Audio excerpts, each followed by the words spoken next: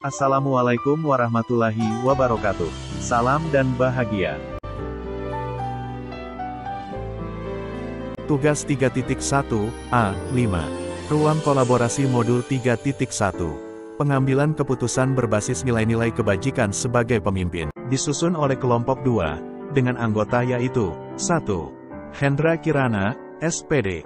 Sebagai pemateri, presentasi. 2. Heri Adi Darmanto, SPD. Sebagai moderator. 3.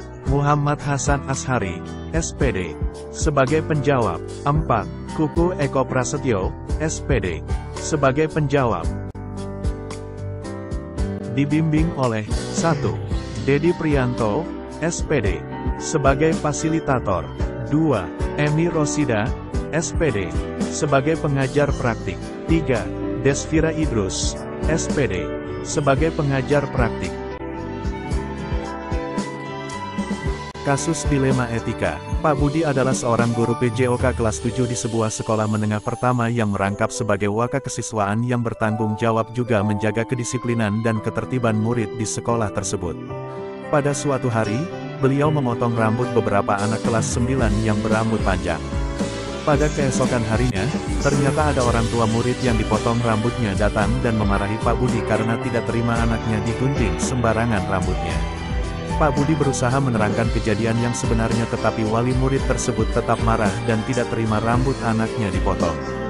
Keputusan apa yang seharusnya dilakukan Pak Budi untuk kedepannya, agar kasus ini bisa terselesaikan dengan baik?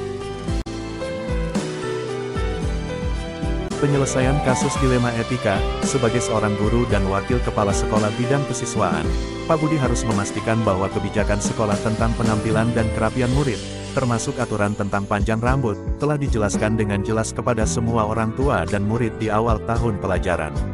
Selain itu, Pak Budi harus memastikan bahwa tindakan pemangkasan rambut yang dilakukannya sesuai dengan kebijakan dan prosedur yang ditetapkan oleh sekolah.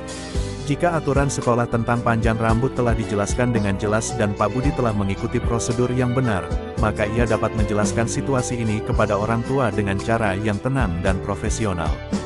Ia dapat menunjukkan aturan sekolah yang diterapkan dan menjelaskan bahwa tindakan pemangkasan rambut dilakukan demi menjaga disiplin dan ketertiban murid. Penting bagi Pak Budi untuk tetap tenang dan profesional dalam menghadapi situasi seperti ini, dan untuk selalu berpegang pada kebijakan dan prosedur yang telah ditetapkan oleh sekolah.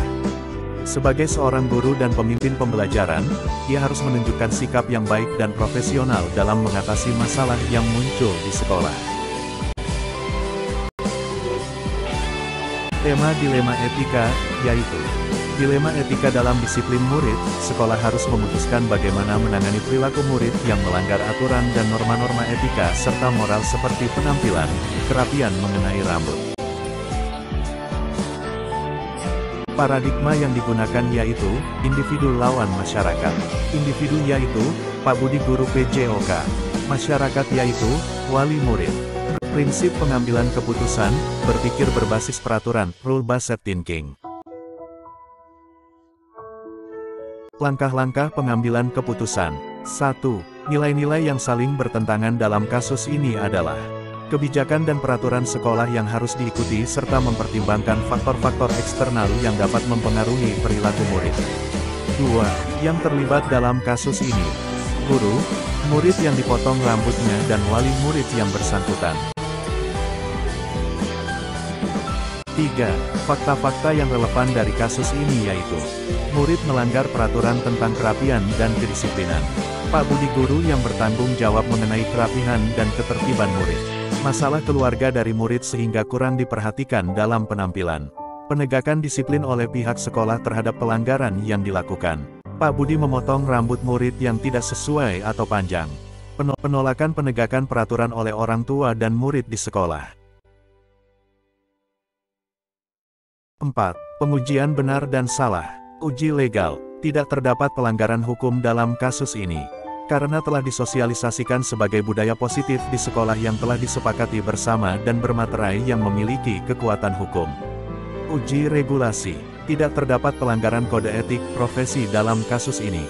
Karena pihak sekolah sudah mempertimbangkan kode etik profesi dalam penegakan disiplin yang tepat terhadap murid yang melanggar norma etika dan moral. Uji intuisi. Setiap orang dapat memiliki pendapat yang berbeda-beda terhadap situasi ini, namun yang penting adalah keputusan yang diambil harus adil dan tepat untuk murid yang bersangkutan. Uji publikasi. Jika tindakan ini viral di media sosial, maka Pak Budi dan instansi sekolah merasa malu dan banyak persepsi negatif dari publik tanpa mengetahui kejadian sebenarnya. Keputusan yang diambil di depan publik harus dapat dipertanggungjawabkan sesuai dengan aturan. Uji panutan, idola. Idola saya, Pak Kuku, mengatakan keputusan diambil berdasarkan aturan yang berlaku.